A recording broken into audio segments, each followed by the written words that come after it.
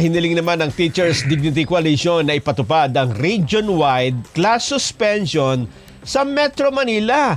Ito po ay tuwing may panganib sa init, sa halip na ipaubaya ito sa mga local government units. Noong Lunes, 6 lamang sa 17 lungsod sa Metro Manila ang nagsuspindi po ng klase sa gitna ng heat wave warning. Ayon kay TDC Vice President Jim Lester Beleno, mas madaling ipatupad ang Unified Suspension Policy sa rehiyon kumpara sa mas malalawak na probinsya. Samantala, sinuspindi rin ng klase sa Calasiao, Pangasinan matapos maitala ang 42 degrees Celsius sa Dagupan City.